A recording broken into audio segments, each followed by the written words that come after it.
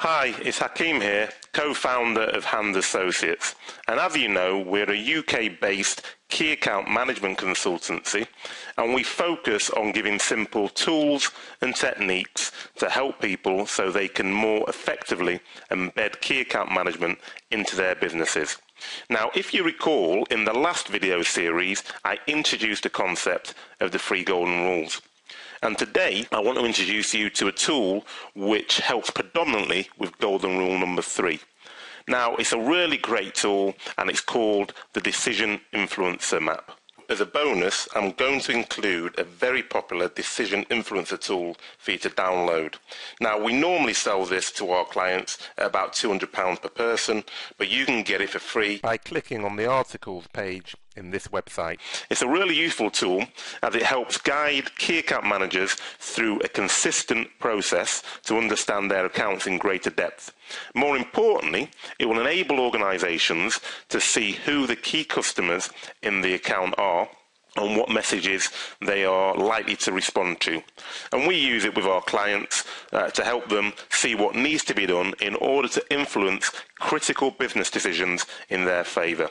And it's a really great tool because it allows you to capture a lot of relevant information about a decision-making unit in one place. So let's get on with it. As you can see, it's a simple 12-box grid, so nothing very complicated. And I'm going to show you how to use this grid to capture information about a decision-making unit. Now, before you start, you need to be crystal clear about what the decision is that is being made which you are trying to affect. So, for example, is it to purchase your product or service? Is it a switch from a competitor? Is it to sign or re-sign a contract or tender? I think you get the idea. And then we're going to pull together all the people in the customer's business who are involved in that particular decision. Now, on the horizontal axis, you can see there are some titles, and these pertain to the basis on which those individuals make their decision. So you have economic, you have user, and you have expert. Expert being the person who makes decisions based on their expert knowledge of the good or the service. The users who make their decisions based on practical grounds and the usability of the product or service. And economic, as the title suggests, they are interested in acquisition costs, cost over time, cost in use, etc. Now, on the vertical axis, the numbering relates to the level of power or influence that the person has within the decision-making unit. Number 1 is the lowest, and ultimate decision maker is the highest. The ultimate decision maker being the person who has the power to ratify or veto the decision, and we will use these criteria to determine where on the grid you place the individual.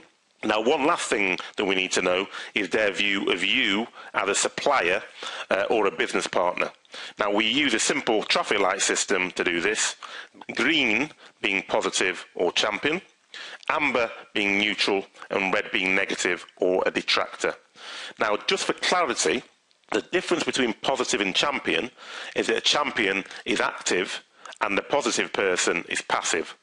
This is the same for negative and detractor, i.e. the detractor is active and the negative is passive. Okay, so let's add a customer onto the grid. So from this one box, what do we know about Sue Lynn? We know that she's positive or a champion and that she's a user with medium influence. Then what you do, quite simply, is exactly the same with other people in the decision-making unit until you have built up a full picture of that decision-making unit. Once you've applied all the influences, just take some time, stand back from it and have a look and check your assumptions. Have you got everyone in the right place? Finally, we will add some arrows which will indicate who influences who within this specific decision-making unit. So the direction of the arrow is the direction of influence. So what this grid is telling us now is that Mr. Jones is the ultimate decision-maker who is interested in the economics of the proposition, and he doesn't like your proposition.